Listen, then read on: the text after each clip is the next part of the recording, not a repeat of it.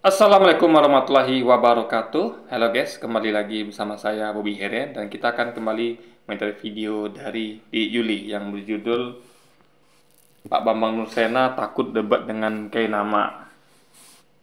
Dan apa nih? Nanti Anda tengok judulnya aja ya. Saya akan tuliskan judulnya nanti. Guys, jadi mungkin kita akan langsung live videonya, bisa kan kita komentar guys. Shalom saudaraku, salam sejahtera dalam kasih Kristus. Jumpa lagi dengan saya. Di Yuli kita akan belajar ketika bersama-sama di channel ini. Kali ini Ustadz Kainama unjuk gigi.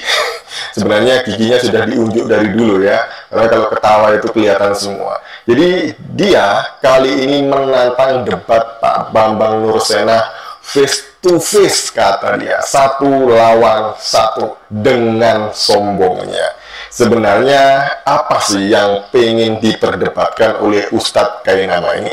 Jangan-jangan dia gagal paham atau memang pahamnya gagal? Sebelumnya mari kita bersama-sama melihat video Pak Bambang Nursena yang disalahpahami artinya oleh Aristo, Ustadz Kainama, bahkan juga si Umar.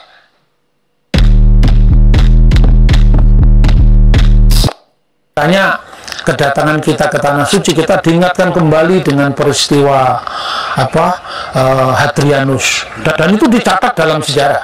Salah satu yang mencatat itu adalah seorang sejarawan yang bernama Dio Cassius. Dio Cassius itu mengatakan setelah Hadrian menaklukkan kota suci Yerusalem, maka ada 3 kebijakan. Nama Yerusalem dihapus dari muka bumi, karena nama itu selalu menyalakan pemberontakan, diganti dengan Alia Capitolina. Dan ketika Sayyidina Umar bin Khattab sebagai khalifah Islam datang ke Tanah Suci, nama perjanjiannya perjanjian dengan orang-orang Ilia. Ilia itu nama yang diberikan oleh Hadrianus, Alia Capitolina. Sebenarnya kalau kita melihat judul video dari Pak Bambang Nursena ini jelas ya. Judulnya itu pakai huruf besar semuanya, tulisannya adalah Islam awal tak mengenal nama Yerusalem. Oh, kita mau bahas dulu ya, ini. Bambang Nursena dan Di Yuli nggak ngerti apa itu Islam awal. Ya, Islam awal adalah periode di mana Islam di awal-awal kemunculannya. Kapan itu? Mereka pasti jawabnya ketika Nabi Muhammad itu. Salah besar. Ingat, sekali lagi Anda belajar Islam dulu baru ngerti. Ya, Nabi Muhammad adalah Nabi penutup. Kalau kita bicara Nabi penutup, tentu ada Nabi pembuka. Siapa Nabi pembuka? Nabi Adam alaihissalam. Jadi Islam sudah ada sejak Nabi Adam. Makanya dalam agama Islam, Adam diakui sebagai Nabi, dipercaya sebagai Nabi. Adam, Nuh, Ibrahim, Musa, Yesus atau Nabi Isa. Jadi sebenarnya Islamnya sudah ada sejak awal manusia pertama diciptakan. Jadi sejak Adam diciptakan itulah mulai turun petunjuk Tuhan ya dalam bentuk agama. Jadi Adam ini di set kan kalau namanya kita tahu agama ini kan artinya jalan hidup. Jalan hidup. Nah, tentu Adam sebagai manusia pertama yang dia bukan langsung ciptaan Tuhan yang pertama yang langsung interaksi dengan Tuhan gitu kan. Nah, tentu dia akan dikasih kenakan aturan-aturan. Ya, makanya waktu di surga itu kan dikatakan bahwa dia tidak boleh gini, nggak boleh begitu gitu kan. Nah, jadi itu adalah aturan-aturan yang itu namanya agama. Jadi agama itu walaupun kita tidak sebut itu ya, namanya itu adalah kalau ada Tuhan memberikan perintah dan larangan itu sudah agama namanya. Agama itu jalan hidup. Ya, jadi Anda harus ngerti lu termin agama itu apa. Agama adalah jalan hidup. Ya kan? Nah, cuman kita ngomong di sini kan ngomong jalan hidupnya adalah lebih kepada perintah Tuhan dan larangan Tuhan. Ya. Tapi kalau kita luaskan itu jalan hidup itu adalah juga kalau misalnya ada orang ateis misalnya. Nah, misalnya kalau kita luaskan ya, kita memang nggak bisa pakai kata dia beragama, nggak bisa. Tapi kalau mau kita pakai jalan hidupnya saja, dia punya jalan hidup ya. Jadi itulah istilahnya. Jadi agama ini lebih kepada jalan hidup orang beragama gitu. Ya. Jadi perintah dan larangan. Jadi sejak Nabi Adam diutus diciptakan itu sudah ada agama dan Islam itu sudah ada. Jadi pengikut Nabi Adam semuanya Muslim. Nabi Adam termasuk Muslim, seorang Islam gitu kan, beragama Islam. Sampai ke Nabi berikutnya terus sampai periode manusia pertama diciptakan hingga manusia terakhir, bukan manusia terakhir ya, Nabi penutup diutus, itu Islam sudah eksis gitu loh. Ini panjang sekali. Jadi Anda tidak bisa mengenakan kata tak mengenal ini untuk umat Islam, nggak bisa. Karena kita hidup sejak awal manusia diciptakan. Gimana kita nggak mengenal apapun tuh? Nggak mungkin. Ya.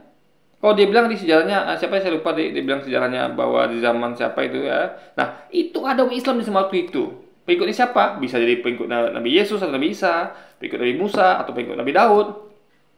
Jadi tidak mungkin umat Islam itu atau Islam awal pun ya itu tidak mengenal nama Yerusalem atau tidak mengenal apapun, tidak mungkin.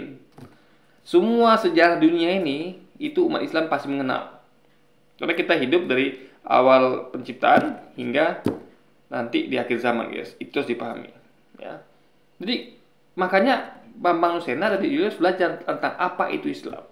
Mereka sekali salah dalam menyebut bahwa itu tadi saya bilang, kok bisa dikatakan Nabi Muhammad itu adalah Islam itu ada sejak zaman Nabi Muhammad? Tidak, Islam itu disempurnakan, digenapi terus menerus gitu. Dari Muhammad adalah Nabi penutup. Ya, ini sama kayak Anda bayangkan ya. Misalnya menteri penutup, misal siapa menteri sekarang nih, menteri ekonomi, ya itu kan Erlangga Hartarto. Nah, sebelumnya kan ada menteri yang di reshuffle gitu. Ada menteri pembuka siapa, saya lupa tuh siapa menteri pembukanya Jokowi gitu kan, yang dibilang ekonomi. Nah, itu menteri pembuka. Jadi kita ngomong tentang Jokowinya atau program Jokowi itu sudah ada sejak menteri pembuka, bukan menteri penutup. Bukan sejak Erlangga Hartarto dilantik, bukan itu program Jokowi jalan, enggak, udah ada sejak menteri pembuka gitu. Nah, itu harus dipahami, guys, logikanya kan. Makanya ini kalau saya pun kalau debat sama Nucena enak kali jawabnya. Ya. Saya ajak dia belajar Islam dulu, ya. Saya kumpulkan para ulama. Kita karena itu saksi. Atau nggak usah ulama deh, anak PAUD saja. Kita ajak anak PAUD. Saksi yang masih yang masih polos gitu kan. Tanyakan. Ya, apa agama Nabi Adam? Mereka pasti jawab agama Islam. Artinya Islam sudah ada sejak awal manusia pertama diciptakan. Jadi kan inilah pemikir. Makanya kalau Anda sudah berpikir bahwa Nabi Muhammad itu adalah membawa Islam itu ada sejak zaman Muhammad, itu akan error, Anda, seperti Bambang Nucena dan Dik Juli. Itu lagi berpikir, guys. Nama Yerusalem. Ingat ya, nama Yerusalem. Nah, dalam video itu Pak Bambang menjelaskan bahwa Yerusalem ini namanya itu sempat, mau Yerusalem kek, mau nama Yerusalem, kalau apapun itu ya, sejarah dunia ini tidak pernah luput dari eksistensi umat Islam. Itu poinnya, guys, yang harus dipahami. sempat diubah oleh Kaisar Hadrianus ketika menaklukkan Yerusalem. Namanya menjadi Aelia Capitolina. Dan nama itu bertahan sampai kepada masa penyerbuan Islam ke Yerusalem. Jadi namanya masih tetap Aelia Capitolina. Jadi apapun argumentasi di Juli, kalau dia paham basicnya itu, dia tidak akan pernah ketemu, guys. Dia akan error terus gitu. Ya. Kalau basic argumentasinya ketidaktahuan dia tentang Islam, dia akan seperti itu terus. Akan error terus gitu kan. Jadi ini ya, Pak Bambang mengatakan bahwa Islam awal tak mengenal nama Yerusalem. Tapi justru umat Nabi Muhammad adalah Islam akhir. Islam akhir zaman. Ya, umat yang hidup di akhir zaman. Terakhir, makanya penutup terakhir. Jadi Islam awal kapan? Periode Nabi Adam. Islam akhir kapan? Periode Muhammad. Selesai. Islam awal dimulai ketika periode Nabi pertama diutus, yaitu Nabi Adam, diciptakan. Periode terakhir ketika Nabi Muhammad diutus, yaitu umat akhir zaman tersebut. Dan Nabi menutup akhir zaman. Itu yang harus kita pahami, guys. Umar, Aristo, dan Kainama itu tidak membaca judulnya dengan lengkap. Nama itu ditinggal oleh mereka, tidak dibaca. Sehingga seolah-olah mereka ini sedang menggiring opini Pak Bambang melakukan kebohongan.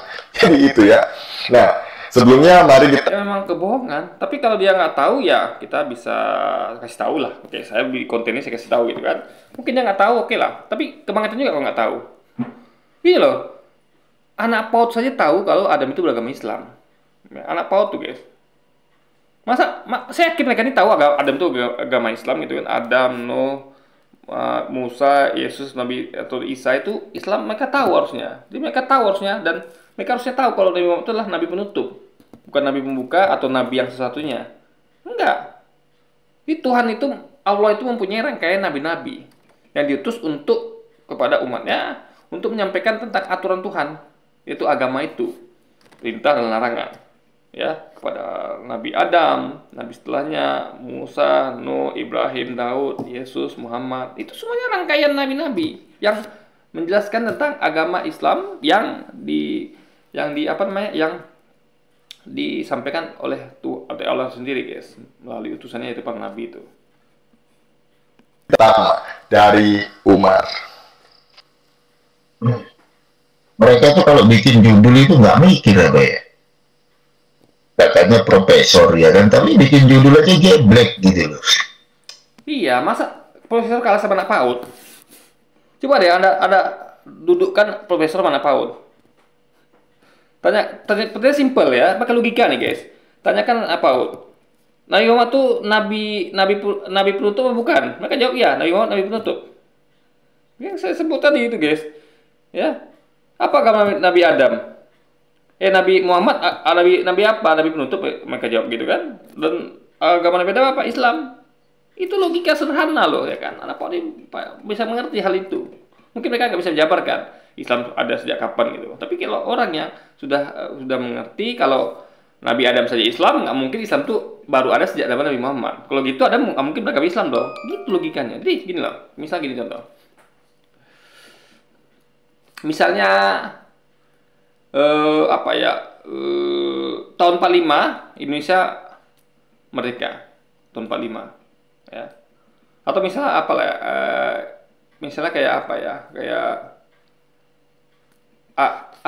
gampangnya, tapi itu udah cukup lah guys, ya kan. Nabi Adam itu kan Islam, ya sudah, itu cukup sebenarnya. Kayak susah ngasih analogi karena ini memang berhubungan dengan manusia gitu. Jadi contoh apa lah ya, misalnya kayak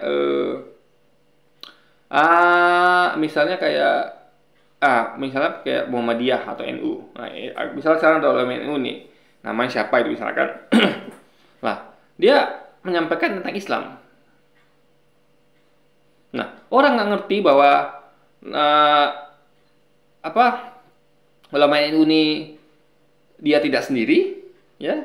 Selain dia ada gurunya lagi, ada lagi bahkan pendiri NU, mereka nggak ngerti. Mereka kira bahwa NU itu baru ada sejak adanya orang ini ulama NU yang terakhir ini. Anggaplah sekarang ini terakhir, karena kan besok kan itu kan ada pergantian. Jadi kan sekarangnya termin terakhir. Meskipun bukan terakhir dalam artian sebenarnya, kan nanti ada pergantian lagi. Nah, itu ada lagi ketua NU yang sebelumnya gitu. NU juga. Jadi logikanya kalau ketua NU itu, kalau yang pendiri NU adalah orang NU, gitu kan, sudah ada, ya, gue bisa orang ini mengatakan bahwa NU itu baru ada sejak ulama yang terakhir sekarang ini, NU sekarang ini. Nah, itu yang nggak masuk akal, guys, gue pikir ya. Black gitu loh. Udah lama jangan lamar, kasihan lah. Dia bikin judul Islam awal tak mengenal Yerusalem. Itu judulnya ya. Nggak ada tanda tanya di sini ya. Islam awal tak mengenal Yerusalem. Ini mana ya ini dia ya? Kayaknya profesor gitu. Profesor lah ya. S1 lah, S2 lah, S3 lah. Nggak berani debat lagi lah dia. Kalau kita melihat bolak-balik Umar ini baca judul Pak Bambang salah ya. Jelas-jelas di situ dikatakan Islam awal tak mengenal nama Yerusalem. Tapi kata Nabi, sekali lagi di judulnya nggak nyambung, dan Bambang sudah nggak nyambung, ya kan? Itu kunci, guys. Nama itu tidak dibaca oleh Umar, sehingga Umar ini seolah-olah menyalahkan Pak Bambang ya, bahwa Pak Bambang ini katanya profesor kok bikin judul kayak gini, kok bikin narasi begini. Ya masa iya Islam tidak mengenal Yerusalem, katanya. Nih orang ini ya, kalau kebiasaan membaca judul sambil lari gak lengkap, kemudian tidak melihat isi dari video secara keseluruhan. Nah, apa beda sama Juli? Ya, Dia tidak melihat isi dari Islam. Dia nggak tahu apa dia nggak tahu ada melakukan Islam. Apa dia nggak tahu dia mau tahu dia penutup. Ya, itulah kalau lihat judul. Sama dia juga lihat judul. Dia tidak pahami itu. Nggak pernah berpikir ya guys. Kok Nabi Muhammad Nabi penutup? Kok Adam beragama Islam? Nggak mikir ya. Berarti Islam sudah ada sejak awal mula manusia diciptakan dong. Begitu logikanya guys. Simple. Isi dari video secara keseluruhan, yakini hasilnya ya, salah paham. Oleh karena itu pahamnya menjadi salah seperti Umar ya. Kasihan orang-orang seperti ini sebenarnya. Nah, yang lucu lagi adalah Kainama dan Aristo. Jadi kakak adik ini juga tidak membaca judul video dengan baik dan benar. Padahal itu bahasa Indonesia baku. Tapi mereka melewatkan satu kata. Saya sering bahas di video saya ya, dogma Kristen itu sebenarnya sama ya dengan anggapan dia. Dogma Kristen itu banyak tidak sesuai dengan pemahaman bahasa Indonesia yang benar guys. Saya sudah sampaikan kan, semua video saya, konten saya itu berisi saya menafsirkan Alkitab dengan pemahaman bahasa Indonesia yang benar, yang baku gitu. Ya kan? Apa arti kata melainkan mereka nggak paham. Apa arti kata selama belum langit dan bumi mereka tidak paham, ya apa arti kata misalnya ya macam-macam lah guys. Apa arti kata bukan setiap orang, apa arti kata kejahatan itu apa saja mereka tidak paham itu, ya. Jadi makanya saya sering kritik ya, dogma Kristen itu tidak sesuai dengan pemahaman bahasa yang benar. Jadi kan gini, ada rumusan Bapak Gereja. Jadi dogma Kristen siapa rumuskan? Bapak Gereja. Mereka berusaha menafsirkan Alkitab, ya kan? Nah, Alkitab itu pun mereka tulis sendiri, kesaksian mereka gitu. Makanya ada kesaksian Paulus di Alkitab, surat Paulus pada jemaat Korintus. Ada kesaksian Lukas, Matius. Jadi isinya kesaksian manusia, isinya. Meskipun ada Injil yang diberitakan Yesus. Jadi kan Injil adalah sesuatu yang Yesus beritakan. Ada firman Tuhan di Alkitab, ada. Tapi lebih banyak kesaksian manusia. Artinya manusia bersaksi, artinya isi kepala manusia. Nah, jadi mereka menafsir isi kepala manusia, ya kan, oleh Bapak Gereja, itu pun tidak sesuai dengan pemahaman bahasa yang benar, guys. Jadi makanya kenapa saya tuh mengajar untuk selalu mengkritik dogma, kritik dogma. Kita gini loh, kita tuh jangan pernah berpikir bahwa kita tuh manusia yang nggak cerdas. Kita ini cerdas semua, ya. Terutama kita yang sejak kecil tuh belajar bahasa Indonesia yang benar. Kita kan belajar dari kecil, di SD, diajarkan di SMP, SMA. Kita gunakan ilmu itu. Kita nih orang berilmu, ya. Bukannya sombong, tapi kita percuma Anda belajar dari SD, SMP, SMA. Kalau tidak Anda gunakan pemahaman bahasa Indonesia baik benar itu diaplikasikan untuk rumuskan suatu teks apapun, ya. Nah, jadi ada rumusan Bapak Gereja, ada rumusan Anda. Anda harus buat rumusan sendiri. Lalu Anda bandingkan dengan rumusan Bapak Gereja yang dinamakan dogma Kristen. Anda bandingkan, ya, Anda komparasi, ya. Jadi gunanya komparasi ada untuk mengetahui bahwa mungkin bisa jadi Anda salah, bisa jadi mereka benar. Ternyata ada yang selewatkan. Ternyata ini loh yang dimaksud itu. Mungkin kita yang kurang paham tentang arti kata melainkan misalnya dan lain-lain. Tapi kan saya sudah buktikan di konten-konten saya bahwa yang saya lakukan itu adalah betul-betul sesuai dengan isi teks, dengan pemahaman yang saya tafsirkan dan pemahaman bahasa Indonesia benar. Justru dogma itu yang bertentangan gitu kan. Makanya mereka kadang-kadang men-skip tuh ayat-ayat yang mana bertentangan dengan dogmanya. Jadi mereka tuh rumusnya begini guys. Ketika ada ayat yang bertentangan dengan dogmanya, harusnya kalau kita kan lihatnya gini. Ada ayat bertentangan dengan dogma Kristen. Nah, harusnya kan ketika kita lihat itu kan berarti kan ada kontradiksi. Oke lah mereka menyampaikan, ada ayat lain kok, baca ayat lainnya. Ayat yang sesuai dengan dogma Kristen. Ada memang. Jadi, justru kita melihatnya sebagai kontradiksi harusnya. Nggak mungkin kita hilangkan ayat yang bertentangan dengan dogma ini. Nggak mungkin. Harus dipakai juga, dipakai keduanya.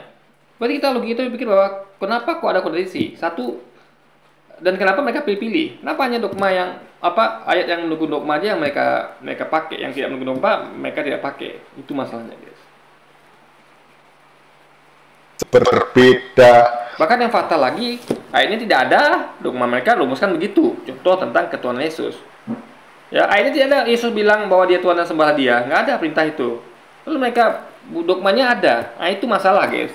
Ya, jadi suatu tidak ada di Alkitab mereka ada-adakan, gitu kan?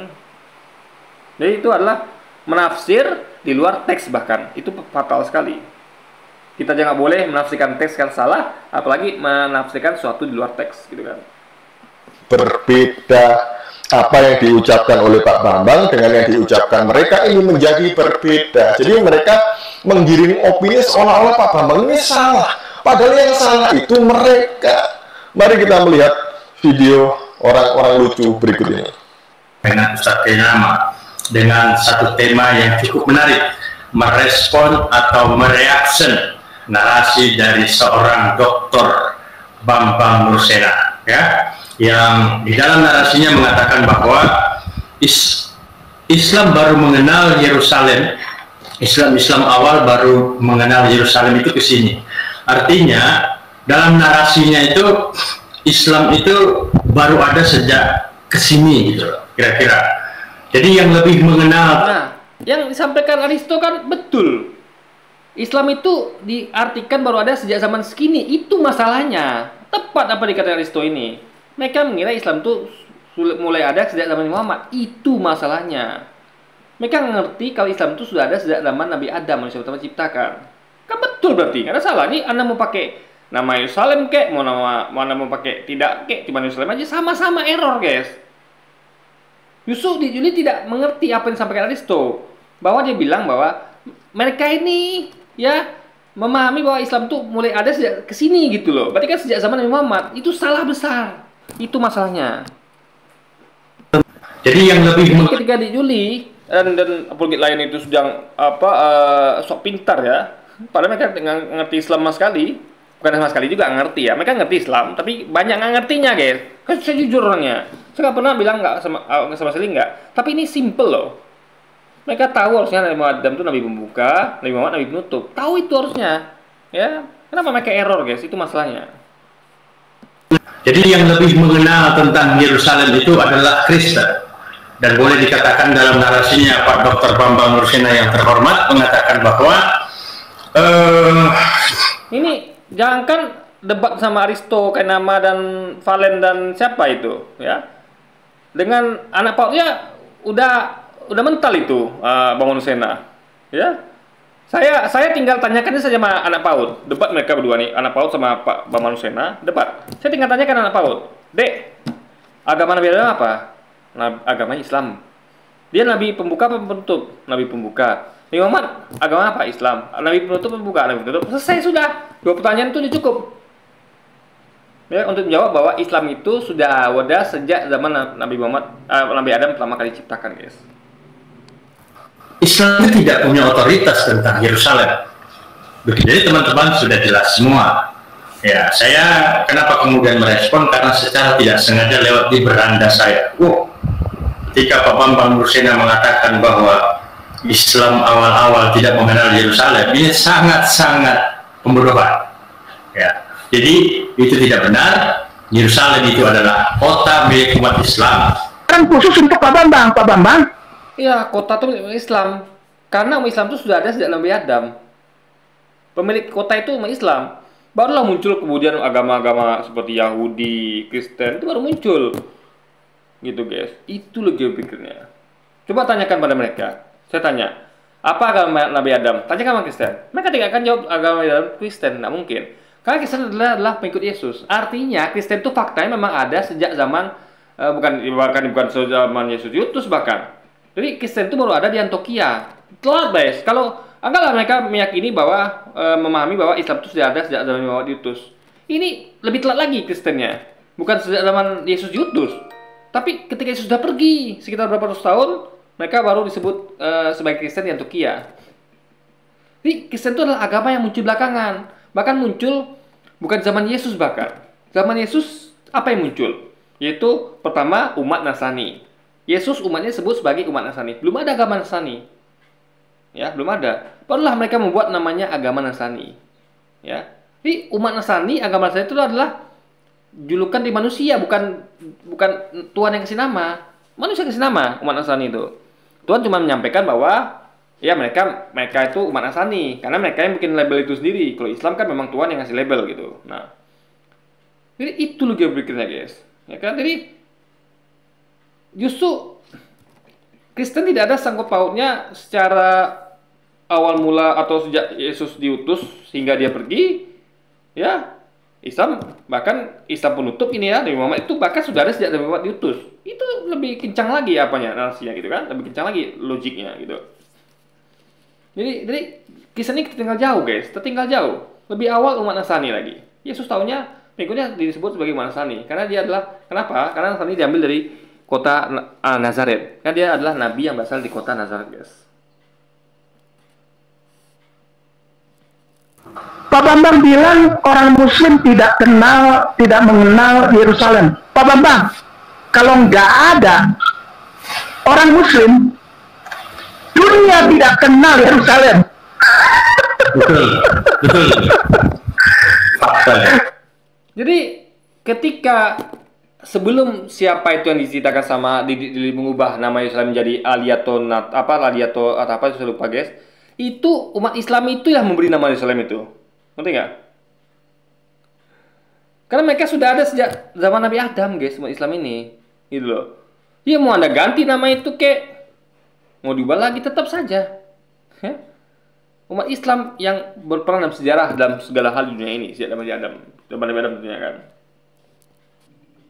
Kenalkan Yerusalem kepada dunia, itu orang Muslim. Betul.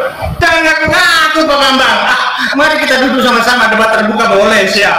Gitu loh. Jangan ngumpet aja bikin video pendek. Iya, mau kayak nama mau kayak nama mau, betul. Dengan hormat boleh. Mau. Di Juli Prasetyo, Pahit tambah lagi debat sekali mereka gitu kan. Mereka pasti akan kita kasih aja anak PAUD gitu. Nggak usah lagi mereka ini, anak PAUD aja kasih gitu kan. Kita cukup mendampingi. Karena anak PAUD tuh ya mungkin sama kayak mereka ini, mungkin belum terlalu paham. Karena mereka tuh, makanya saya katakan diri anak PAUD seperti itu, ya. Sehingga kita nih bisa bantah semuanya, termasuk anak PAUD. Anak PAUD tuh ngerti loh tentang Nabi Adam, Nabi Pembuka dan Nabi Penutup, tapi mungkin karena mereka mungkin belum sampai pada logik bukan itu bahwa kalau ada Nabi Pembuka dan Nabi Penutup berarti Islam tuh bukan ada sejak zaman Nabi Muhammad, tapi sejak ada zaman Nabi Pembuka guys. Mau betul. Kita duduk berdua aja, jangan ada yang lain. Berdua aja.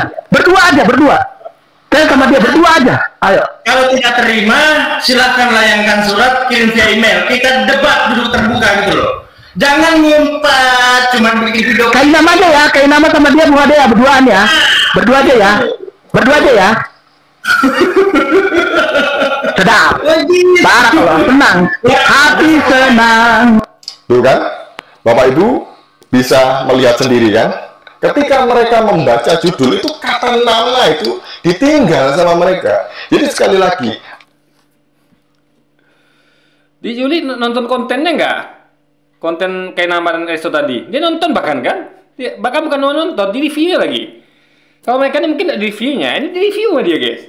Masih juga dia nggak ngerti bahwa tadi saya bilang bahwa Islam tuh mereka taunya ada sejak zaman sekian ke belakang. Enggak gitu Islam itu, bukan zaman Nabi Muhammad. Jadi itu nggak ditangkap oleh di Juli gitu kan. ya. Jadi sekali lagi, arti maknanya menjadi bergeser, menjadi berbeda.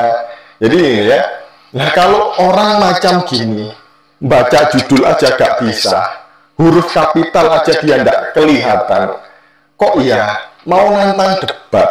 Lalu debat apa yang mau mereka lakukan ini? Judul apa yang mau mereka bahas? Jangan-jangan mereka nggak ngerti konteks yang diperdebatkan. Bahkan ya, kalau kita mau jujur lagi, anggaplah Islam itu sudah ada sejak Nabi Muhammad diutus, anggaplah gitu. Nah, kan ada catatan sejarah. Kan mereka bisa baca, oh ternyata dulu namanya Yerusalem. Dan itu adalah nama sebelum diganti tadi kan. Arti itu memang nama yang pertama. Sehingga diganti lagi jadi Yerusalem. Jadi justru Islam itu mengenal. Jadi kenapa mereka mengenal? Ketika Umar bin Khattab itu menguasai itu, langsung diubah jadi Yerusalem kan? Itu poinnya guys. Karena sama kayak gini. Kita tahu, misalnya kayak kita tahu bahwa ini adalah kayak orang misalnya dia tahu bahwa ini daerah ini namanya daerah ini misalnya. Tiba-tiba daerah ini dijajah gitu kan. Diubah oleh orang jajah. Kita tahu bahwa yang hidup setelahnya baca sejarah gitu. Tahu dia, oh dulu nih nenek moyangku tinggal di sini. ya kan? Sejarahnya dia baca. Ini kenapa diubah jadi nama Anatolia atau apa sendiri gitu kan? Lalu diganti lagi ke Yerusalem. Itu mereka mengenal. Kalau nggak mengenal, nama itu tidak akan diganti lagi gitu. Jadi orang mengenal akan buktinya Islam itu, kalau Anda pun pakai termin baru ada zaman Muhammad pun ya, kalau memang itu yang Anda yakini, ya walaupun itu salah keyakinannya, artinya tetap saja, kan ada sejarah gitu. Ya. Jadi sekali lagi saya, apapun itu, mau nama kek, mau Islamnya kek, itu tetap tidak bisa. Judul itu harusnya diganti. Ya, kalau umat Kristen oke, masih masuk akal. Ya, karena mereka memang sekali lagi juga agak susah juga kita bilang gitu. Karena kenapa? Karena mereka juga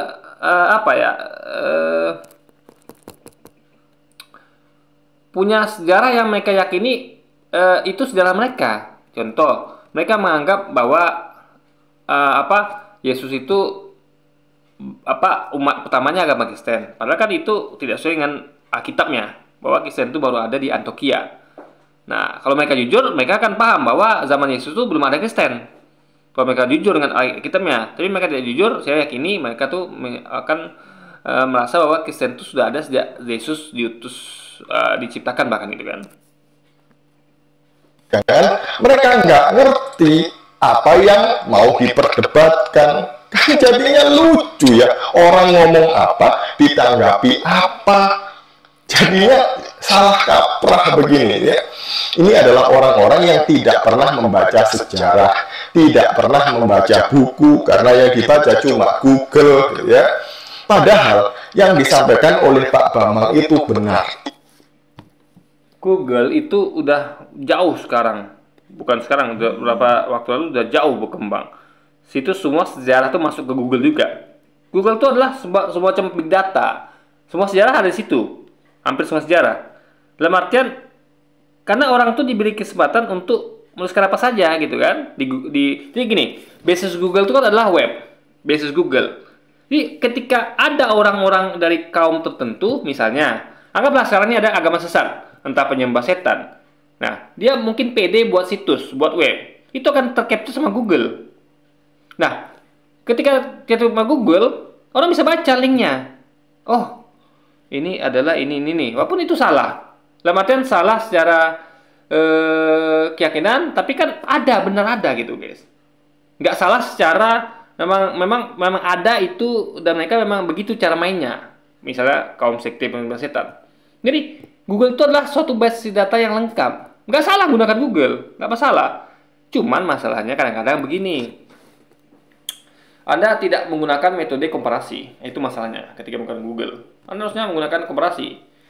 Jadi kita lihat banyak orang tuh yang misalnya di Google tuh, di Wikipedia misalkan orang menuliskan sejarah.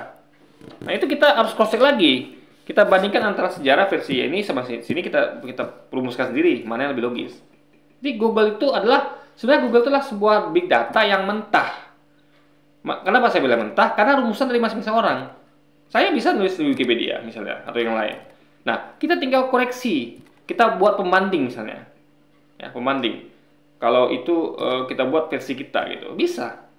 Jadi intinya adalah data mentah terus bisa kita elaborasi. Jadi nggak salah gunakan Google itu nggak salah. Karena kalau Anda tahu, bahkan di sejarah pun ya, sejarah ini adalah suatu hal yang harus kita masih bisa berdebatkan guys. Karena tidak ada nama fakta sejarah. Yang ada adalah duga-duga kan. Karena itu sesuatu yang jadi masa lampau, yang mana kadang kesaksian itu bisa keliru. Contoh, saya kasih tahu misalnya kayak, ini perlu diberatkan ya. Contoh misalnya gini. Anda ingat kejadian ketika rumah Nasution diserbu, Jenderal Nasution di kejadian G30S. Nah itu kan menurut pengakuan dari para penembak, ya, dia tuh tidak ada targetkan Ade Irma Suryani, nggak ada ditargetkan. Dia hanya menembak pintu, kebetulan kena Ade Irma. Nah itu masih masuk akal di situ. Ya, jadi kalau Anda mengatakan mungkin mereka berniat membunuh Ade, itu menurut saya dalam artian bukan berniat membunuh Ade ya, mereka berniat untuk menargetkan Ade, itu nggak tepat. Tapi kalau mereka berniat membunuh orang rumah, tepat. Karena mereka memang menembak babi buta. Karena kalau logikanya kalau mereka menembak pintu, ya itu pasti ada entah peluru melenceng, entah tembus gitu kan. Jadi ketika Anda bayangkan ya, ketika ada orang, misal gini, saya datang ke rumah orang, saya datang ke rumah Pak Nasution. Anggaplah saya adalah pelaku G30S. Saya tangkap Bapak Sustian, lalu saya gelondong tembakan. Itu berarti niatnya memang, atau mungkin orang ini nggak sadar bahwa tindakan itu bisa bunuh orang gitu, ya kan? Karena ada peluru nyasar, ada peluru tembus. Kalau memang mau melakukan dengan cara yang baik-baik atau bukan cara baik-baik ya, cara yang nggak mencederai orang, ya dobrak pintunya atau memutar cari jalan lain. Tapi kalau Anda tembakkan itu, apalagi itu ke kayu, ya, bukan dinding, ke kayu, nah, itu tembus. Maka kan ada irma atau ada peluru yang terpental. Itu jelas niatnya memang memang antara, bukan apa ya, yang penting pintunya terdobrak dengan cepat, risiko terbunuh pun tidak apa-apa. Nah itu, karena udah pakai tembakan. Jadi kalau kita katakan, jadi kalau ada makanya itu kan di perdebatan, tapi kalau rumusan saya begitu. Nah itulah yang saya bilang rumusan kita harus dipakai.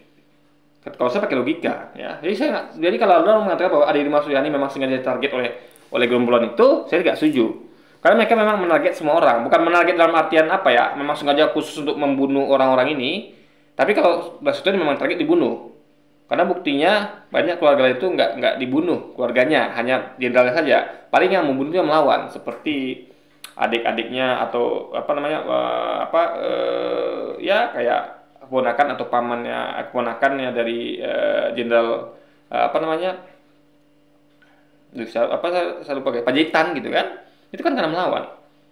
Nah atau kayak Pierre yang dianggap sebagai nasution. Jadi intinya adalah mereka tuh menarget jelas sang jenderal, hidup atau mati, fakta gitu. Kayak contohnya namanya nih, hidup atau mati. Tapi kalau mereka dikatakan menarget Ade Irma, kita pakai logika nggak masuk akal, gitu kan? Tapi kalau mereka memang harus apapun mereka akan halalkan demi menangkap sang jenderal, bahkan kalau ada yang terbunuh dengan tembakan itu nggak masalah bagi mereka. Jadi kita bisa nilai pernyataan dari gerombolan ini adalah ada yang bisa dibenarkan, ada yang bisa kita counter gitu, ya.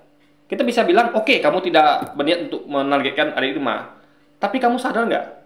Perbuatan kamu itu sebenarnya kamu sedang menaikkan sang jenderal karena terbukti di tempat lain, ya. Dan kamu tuh memang tidak peduli dengan nyawa orang karena kamu menembakkan sesuatu yang berbahaya ke pintu bisa jebol karena kayu, juga bisa tembakan itu mental, proyektil itu istilahnya tuh mantul sehingga kena serpihan atau apapun itu. Jadi harusnya kamu kan kalau memang niat kamu hanya menangkap, kamu kan dobrak saja gitu. Dobrak tidak membahayakan nyawa orang, tidak. Tapi ketika Anda menembak itu membahayakan nyawa orang, guys. Itu loh yang pikirnya. Yang oleh Pak Bambang itu benar. Itu tercatat di dalam sejarah. Nah, kisah ini pernah saya ambil sedikit kisahnya di dalam tesis saya. Jadi bagi yang tidak mengerti tesis, mungkin mereka tidak mengerti tesis, gitu ya. Tesis itu adalah karya ilmiah akhir sebagai syarat untuk lulus S2, ya. Nah, di dalam tesis saya itu ada bagian yang berbunyi demikian. Coba disimak ya. Orang Israel, genosida terhadap Israel pernah terjadi pada tahun 132-135 Masehi. Ini ya pasti mendatangnya entah dari Google, entah dari buku-buku perpustakaan. Pasti itu, guys. Karena data itu hanya bisa diambil dari dua sumber itu. Dari Google, entah dari buku-buku perpustakaan atau sumber-sumber lain. Ini sebenarnya apa ya? Memang gitu ambil data itu, ya. Ambil begitu, guys. Bahkan kalau kita lihat buku sejarah pun itu sebenarnya mentah juga. Karena buku sejarah itu ada versi ini gitu. Jadi semua itu sebenarnya mentah. Yang nggak mentah adalah rumusan kita. Rumusan kita adalah final, mengikat. Ingat ya, ada yang sajikan begitu banyak data di internet, di buku-buku perpustakaan, di dunia ini ya, di nyata maupun di medsos ya, dunia maya, ada disajikan banyak data. Nah, Anda harus punya rumusan sendiri, gitu loh. Anda pakai rumus, itu kan rumusan orang masing-masing. Anda pakai rumusan sendiri. Makanya itu saya sebut sebagai data mentah. Ya, bukan data ini. Kecuali kalau misalnya kalau Anda memang nggak paham. Contoh kayak yang rumit itu kan kalau gini kita masih bisa. Kalau kayak rumit itu kayak misalnya kayak dunia kedokteran. Nah, kalau Anda nggak punya ilmu ya nggak bisa Anda tuh buat rumusan sendiri, nggak bisa. Dalam hal misalnya, oh ternyata obat ini untuk penyakit ini, nggak bisa. Karena nanti kacau. Karena dokter tuh ilmuwan rumit, gitu kan, berhubungan dengan banyak hal gitu. Jadi untuk hal yang nggak bisa Anda rumuskan, kayak kalian dokter atau konduksi, Anda serahkan pada ahlinya. Tapi sejarah itu sesuatu yang bisa perdebatkan. Jadi ahli sejarah itu dikatakan ahli sejarah ketika dia mengetahui sejarah, Anda bisa jadi ahli sejarah, bisa. Ketika Anda banyak tahu sejarah, Anda jadi ahli sejarah. Tapi ahli sejarah itu ada lagi terbagi lagi. Kalau saya ya, dia bisa merumuskan logik antara tiap peristiwa. Dia harus elaborasi data mentah itu jadi suatu rumusan bagi dirinya sendiri. Makanya saya lihat ahli sejarah itu ya contoh kayak di yang ahli sejarah tentang PKI itu kayak Salim Said itu dia merumuskan dengan rumusan dia sendiri kejadian-kejadian yang terjadi pada zaman ini. Maka dia dia kasih rumusan misalnya bahwa dia meyakini bahwa itu mungkin ada konflik internasional. Jadi dia tuh masih menduga-duga, belum bisa memastikan. Itu nama ahli sejarah. Karena rumusan dia tuh dia ketemu pada suatu hal yang mentok. Yang ada beberapa kemungkinan yang nggak bisa dipastikan. Nah itu ahli sejarah itu. Dia tidak memakai satu sumber. Dia kan mengutip beberapa sumber. Menurut ini begini, menurut ini begini. Dia rumuskan. Oh kalau menurut saya ya dari beberapa sumber itu saya meyakini bahwa gini. Nah itu rumusan pribadi dia. Nah itu yang harus kita punya tiap orang gitu. Jadi sekali lagi ya Google apapun itu ya adalah data mentah yang harus kita rumuskan sendiri, membuat sehingga kita tuh punya rumusan sendiri yang tentu kita lebih bisa percaya. Karena kita udah ambil, yang penting Anda ambil data mentahnya ya. Jangan Anda tuh tidak ambil data, itu masalahnya. Nah, jadi gunakan kecerdasan Anda dan yakinlah dengan intelektual Anda gitu kan. Masehi. Orang Israel memberontak kepada pemerintah Romawi di bawah pemerintahan Kaisar Hadrianus yang dipimpin oleh Simon Bar Kokhba. Pemberontakan ini tidak lepas dari pengaruh Rabi Akiva yang meneguhkan Simon Bar Kokhba sebagai Mesias. Sebenarnya perang ini adalah perang lanjutan dari perang sebelumnya tahun 66 sampai 73 Masehi yang mengakibatkan penghancuran bait suci oleh Kaisar Titus. Kemudian disusul lagi perang lanjutan yang disebut sebagai perang Kitos tahun 115 sampai 117 Masehi. Pemberontakan Simon Bar Kokhba dilatar belakangi karena pemerintah Romawi berusaha membangun Yerusalem dengan konsep baru yang disebut dengan Aelia Capitolina dengan tujuan menjadikan Yerusalem sebagai kota yang terbuka terhadap Helenistik dan sebagai pusat penyembahan terhadap dewa Jupiter. Nah, makanya Umar membolehkan itu. Dia tahu bahwa ini adalah syirik. Dikembalikan menjadi Yerusalem lagi. Itu poinnya, guys. Terhadap dewa Jupiter. Akibat dari pemberontakan ini, pasukan Roma menewaskan sekitar 580.000 orang Israel.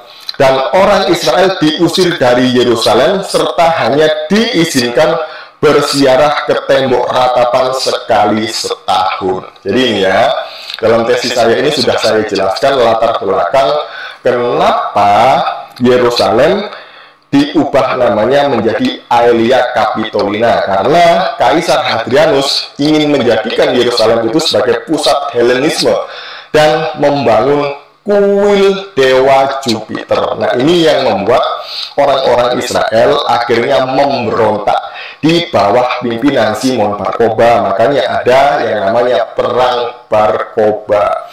Nah, perang ini menewaskan begitu banyak orang Yahudi, sekitar 580.000. Dan dampaknya adalah mereka kalah total dan mereka harus diusir keluar dari tanah leluhurnya, tanah nenek moyangnya. Nah, setelah mereka diusir ini hanya diizinkan sekali setahun untuk beribadah di tembok ratapan saja. Jadi itu ya, inilah yang kemudian sejarahnya orang-orang Arab Palestina masuk ke Yerusalem karena orang-orang Yahudi sudah dikosongkan, maksudnya sudah diusir keluar. Jadi yang menghuni tempat baru ini adalah orang-orang Arab Palestina. Makanya ada Palestina sampai saat ini.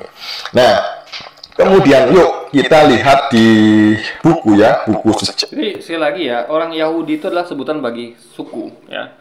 Bukan agama, sekali lagi suku Yahudi atau orang Israel, itu suku ya. Jadi kalau kita lihat ya, siapa sih suku ini? Nabi-nabinya, Nabi Isa, Nabi Musa, Nabi Daud, Ibrahim, ya kan? Itu mereka beragama apa? Islam. Jadi kalau nabinya beragama Islam, menyampaikan tentang Islam, artinya umatnya juga beragama Islam. Itu poinnya, guys. Saya tidak punya bukunya, tapi saya punya e-booknya. Jelek-jelek begini. Saya punya ebook itu lebih dari 1000 ya. Nah, di buku yang pertama yang berjudul The Barkoba War halaman 10 itu ebook ini bisa masuk Google ya, karena ada linknya gitu guys. Link ebook ini kan masuk Google. Jadi kalau Anda ngetikkan Google tentang judul yang berhubungan ini, dia akan keluar nanti link itu. Ini Google tuh bisa, jadi dia kira mungkin Google tuh hanya Wikipedia. Enggak gitu, Google tuh semuanya ada guys. Data mentah semua ada di Google itu. Dia nyambung ke semua link gitu kan. Sejauh orang membuat link, yang link itu masih ada, akan nyambung ke situ. Halaman 10 itu di situ dicatat mengenai latar belakang Kaisar Hadrianus ingin sekarang ini saya sedang menggunakan Google nih. Sekarang saya menggunakan Google, gitu kan? Bisa dibilang menggunakan Google, karena link ini nyambung ke Google, guys.